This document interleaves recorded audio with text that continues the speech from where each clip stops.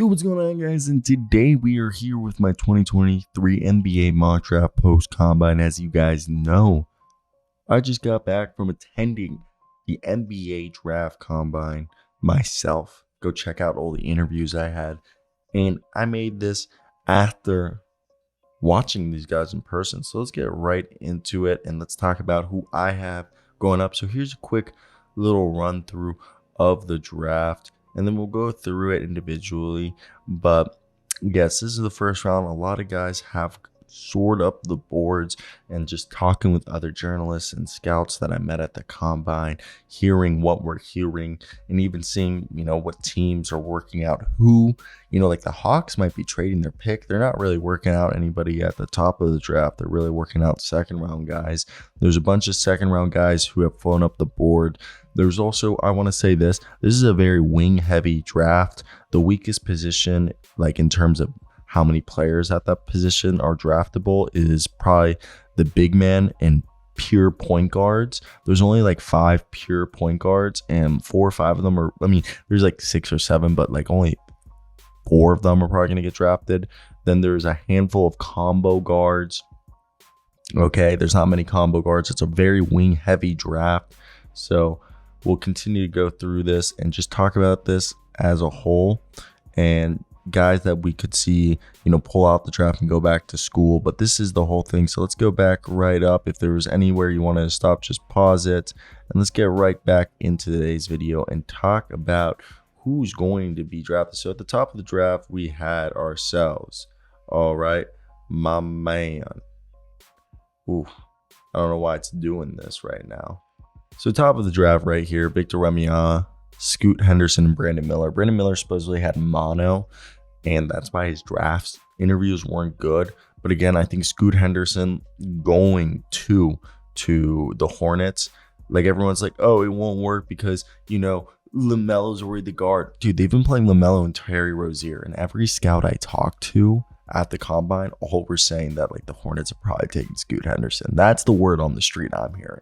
Now, next, so from what I've heard, the Rockets are trying to trade that pick. And if they were to keep that pick, I heard from someone who spoke with a coach from Overtime Elite, and they told him, who told me, that Amen Thomas's coaches at Overtime Elite don't believe he's a point guard. They think he will not make it in the NBA as a point guard, and who will have greater success and will eventually be moved to the wing position similar to his brother and be more of like a point wing secondary facilitator. That's word on the street. So if the Rockets were to keep the pick, Cam Whitmore's like 240 pounds, 235 pounds. And Udoka's gonna like that. But in the Pistons, everyone agrees Jarace Walker's perfect there. They need a power forward. He's perfect. Jairus, awesome. Then the Magic, Amen Thompson. So I met the vice president of the Orlando Magic at the combine, shook his hand and all that jazz. And he sat behind us before we spoke. He was sitting behind us on the phone, and he was talking about that they have too many guards on the roster. So I'm making a video talking about that they might be potentially trading their guards, and that it seems like Amen is a guy that they could go for. And I think this is somebody that makes sense because they don't need to play him at point guard. And the vice president I met was Adetunji Adedipe, vice president player personnel of the Orlando Magic. Really nice guy. Shook his hand and everything, seeing him at Summer League. And then Asar to the Pacers. They like those wing players. Okay, so let's just get out of here. Then Anthony Black's a guaranteed lock at the Wizards. They're taking him. Then the Jazz need front court help, so they take Taylor Hendricks. Dallas needs rebounding and three-point shooting. Grady Dick gives them both at the wing position. Orlando needs shooting, so they take Jet Howard there too to pair up with Amen. Then Thunder need a backup point guard, not a point guard, but a backup point guard, and Kassan Wallace can play the 1 and the 2. Jordan Hawkins gives the 3-point shooting that the Raptors need. Keontae George gives the Pelicans like an Eric Gordon type player. Kobe Buffkin, if the Hawks keep the pick, it seems like the Hawks are going to try to trade that pick.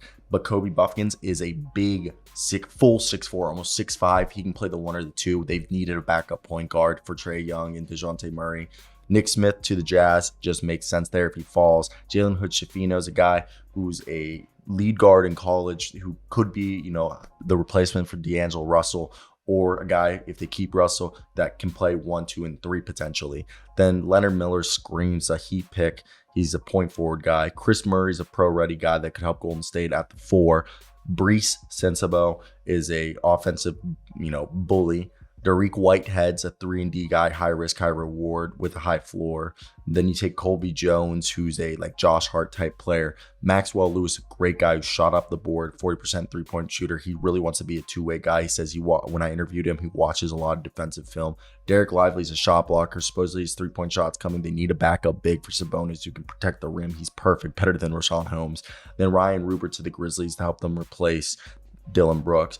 Bilal Coulibaly goes to the Pacers to continue that trend of transition two-way players that they really like. All right.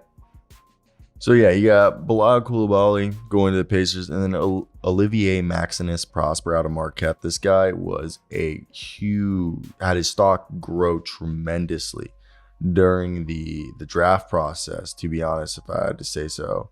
And he was a guy that, if you hadn't been following, he had really, really just climbed up the boards in a way that a lot of people, if you saw him in person, he was just phenomenal.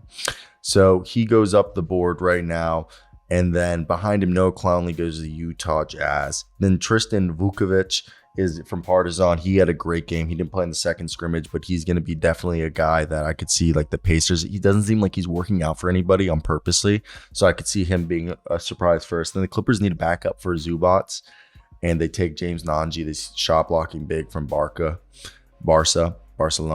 Then Julian Strother goes to the Pistons as a replacement for Sadiq Bey. Then Marcus Sasser to the Pacers, Jaime Jaquez to the Spurs, Brandon Podazimski, who's like a Dante DiVincenzo type guy, 18-9 he averaged last year, 9 rebounds a game as a shooting guard. Celtics have worked out Andre Jackson. I mean, a lot of these guys could go in the first round that I'm mentioning right here, so don't be surprised if they go in the first. G.G. Jackson's stock's been falling, and the Orlando Magic are one of the only teams he's worked out with, so I could see Orlando snagging him right there. Jalen Wilson wants to be like Josh Hart, so whoever gets Jalen Wilson is going to be very happy with him. I used to not be big on him, but now I'm a very big fan. I think he can make a Christian Brown impact for a team. Imani Bates, a lot of people are very high on. They really like him, so I could see a team like the Thunder taking him. Then over here, we have the Hornets taking Adem Bona to back up Mark Williams. Denver Nuggets find their Bones Highland replacement to Kwame Smith. He should have came out last year. Stock fell a little bit.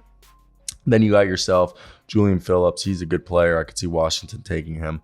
Then Bobby Clement gives a wing forward, a combo forward guy for the Hornets who could maybe even be a small ball 5. Portland Trailblazers take their, they drafted Gary Trent Jr. a few years ago. They take Amari Bailey. And I got to change that. Amari Bailey's more of he's 6'3", I'm going to be honest, okay?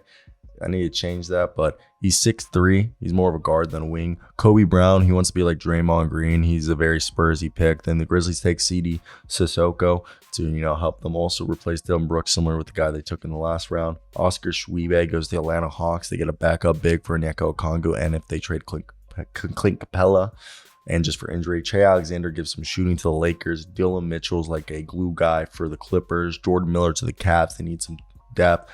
Adame Sanogo gives, he's a willing three-point shooter as a big national championship, can shoot blocks big. He just screams a Thunder pick. Terrence Shannon to the Nets as a two-way guy. Isaiah Wong, more depth for the Suns. Coleman Hawkins, a good passing big to help them replace Naz Reid, who's probably going to leave in free agency. Kings get Dylan Jones, who could be a glue guy.